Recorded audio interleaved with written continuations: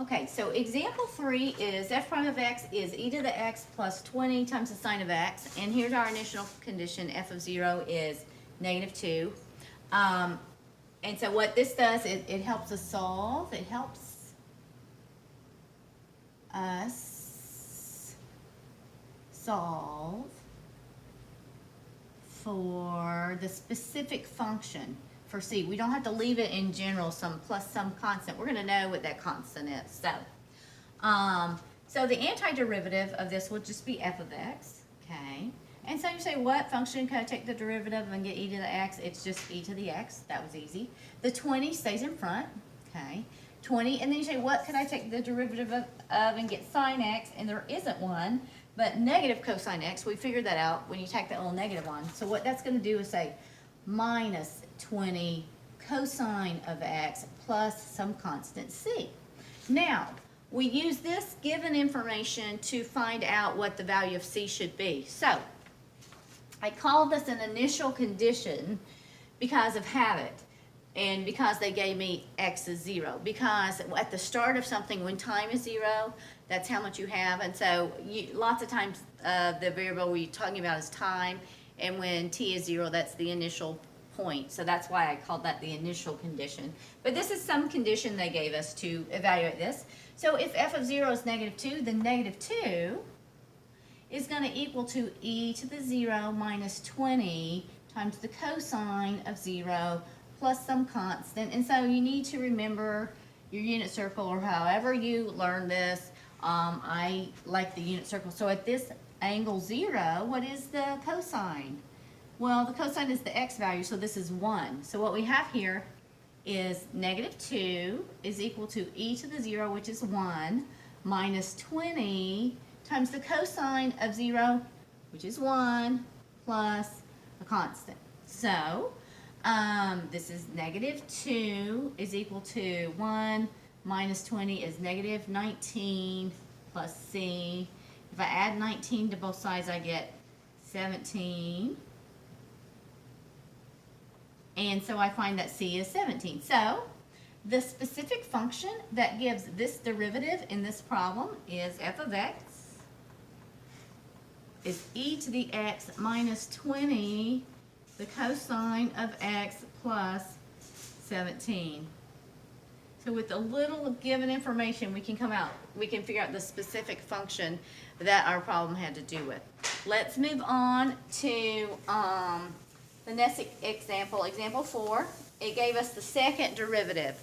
So you probably have already figured out to find the first derivative, you take one antiderivative, and then to find the function itself, we'd have to take another antiderivative. So we can undo the process 2 times. So that's what this one looks like. Example 4 gives us this function here, and it says 12x squared plus 6x minus 4. Okay, 12x squared plus 6x minus 4.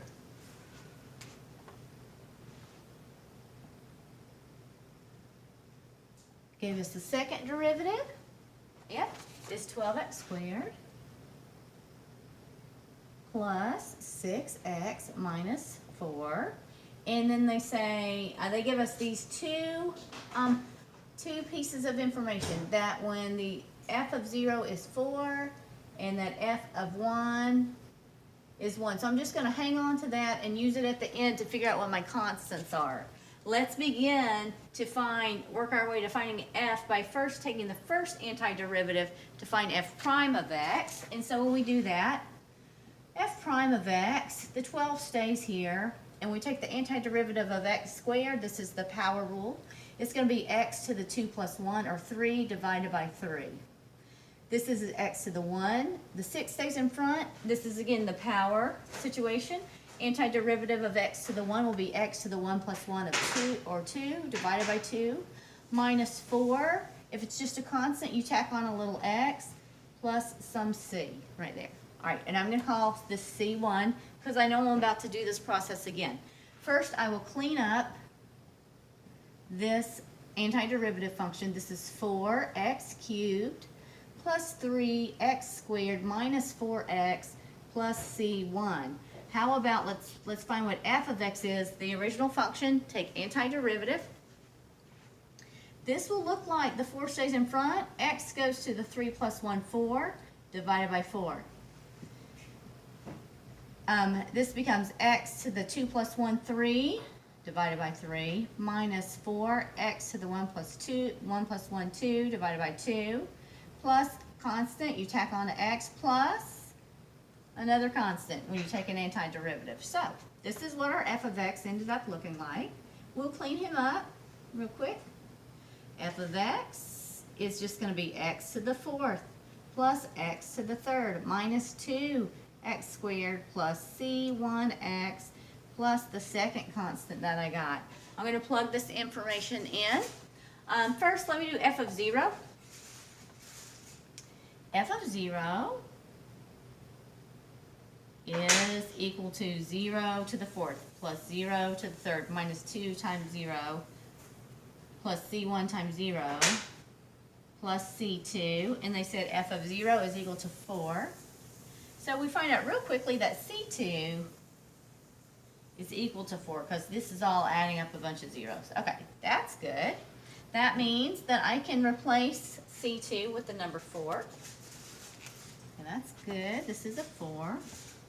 Then let's use the second piece of information, f of 1 is 1, to solve for C1. So f of 1 is equal to 1 to the 4th, which is 1, plus 1 to the 3rd, which is 1, minus 2 times 1 squared, or minus 2, plus C1 times 1, plus 4.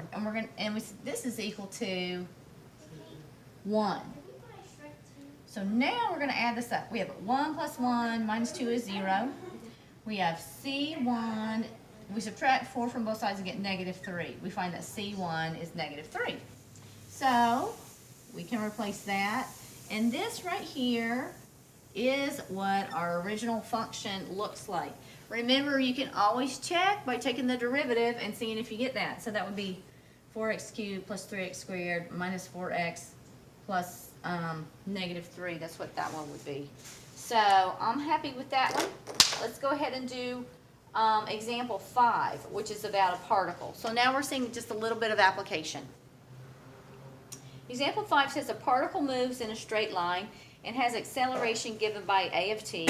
Its initial velocity, v sub 0, is this, and its initial displacement, s of 0, is this. Find its position function, s of t. So we got to remember what velocity is. It's the first derivative of position. And what acceleration is, it's the second derivative of position. And so that's going to help us. Now we have all these skills and we can figure this stuff out. So example 5 goes like this.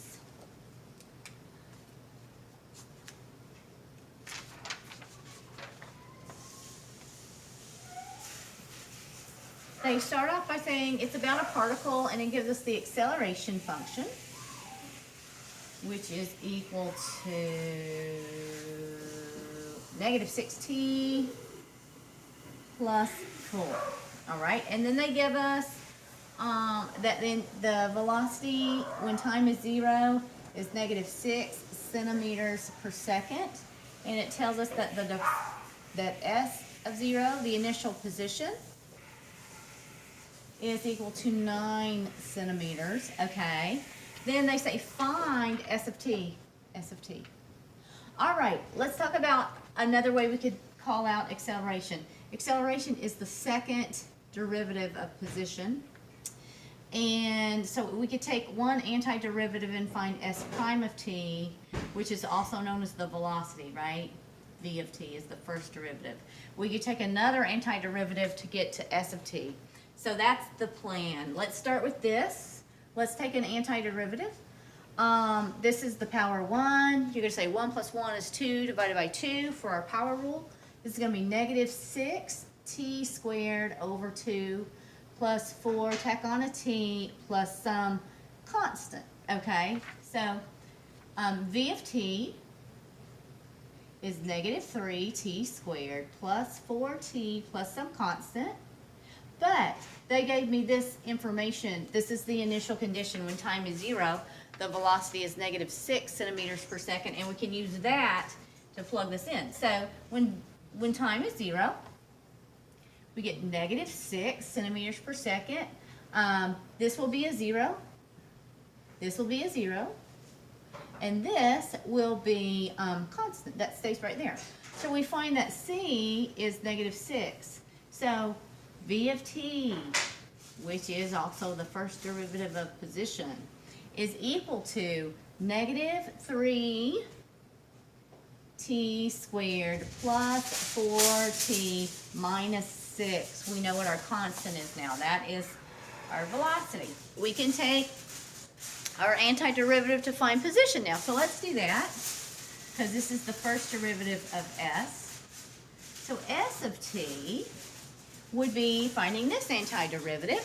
So that's going to be -3t to the 2 plus 1, which is 3 over 3, plus 4t to the 1 plus 1 divided by 2, minus 6. Tack on a t plus a constant, C2. Maybe I'll call that C1 right there. Okay, so we'll clean this up. S of t is equal to -t cubed plus 2t squared minus 6t plus C2. And now we'll use this given information that when time is 0, the position is 9. So instead of going through all that, we're just going to think about this. This is the initial condition when time is 0. See how all these have a time in them? These are all going to be 0. So when S of 0, 0 plus 0 plus 0 plus C2 is going to equal to 9. So C2 is equal to 9. We can kind of just logic our way through that. So this is the position function, the specific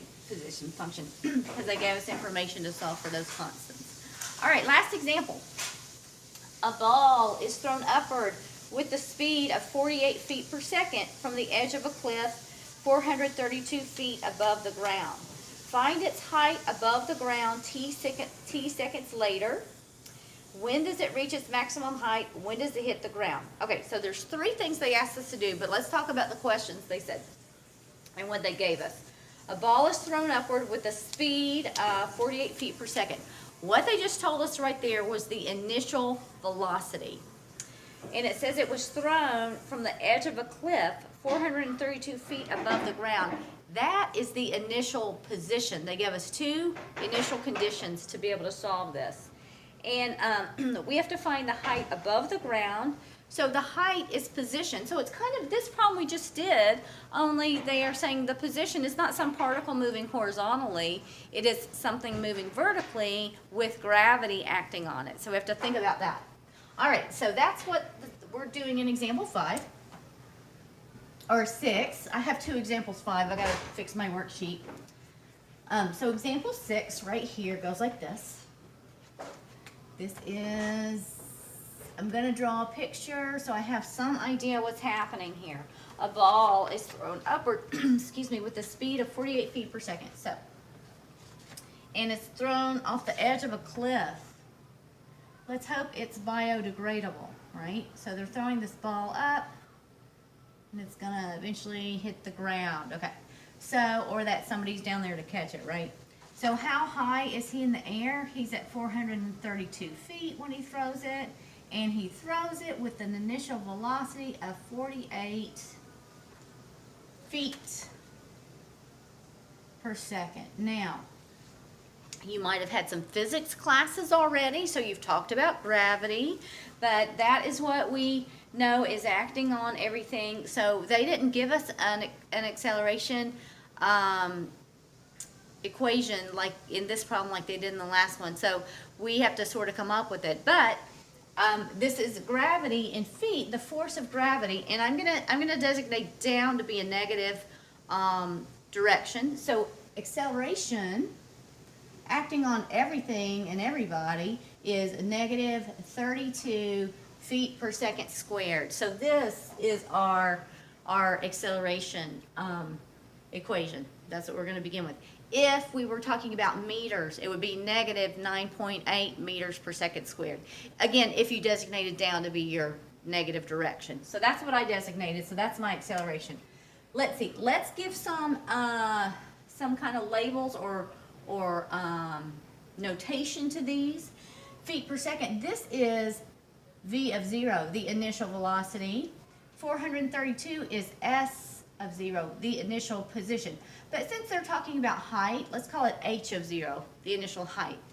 All right, let's have at this. Antiderivative of acceleration is velocity. So v of t is going to be negative 32t plus some constant. But they told me that v of 0 is 48. So if I plug in 0, this would be 0. Plus c is 48. So this is really, you'll see that this is the initial velocity is what ends up there. And we know that that is 48. So this is our velocity.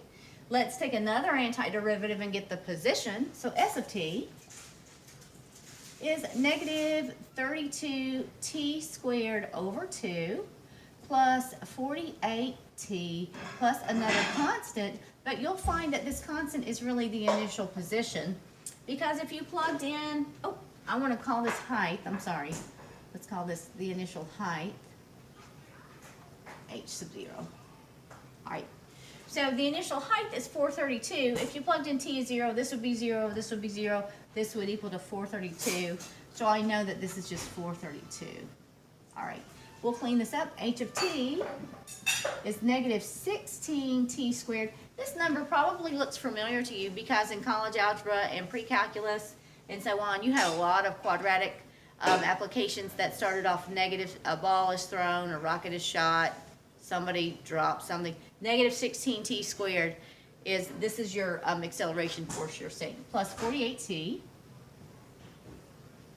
plus 432. Now they ask us to do something with this. They say, find the height above the ground t seconds later. That's what that equation says.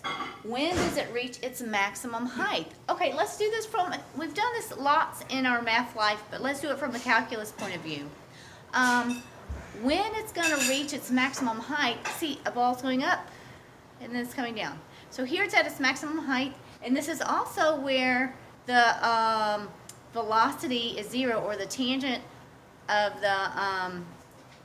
the slope of the tangent line is 0, or the first derivative velocity is 0. So let's see. When would velocity equal to 0? That's when it's going to be right here. Right there. All right, so let's see. That would be when 0 is equal to, or when negative 32t plus 48 equals to 0. So we'll solve for t.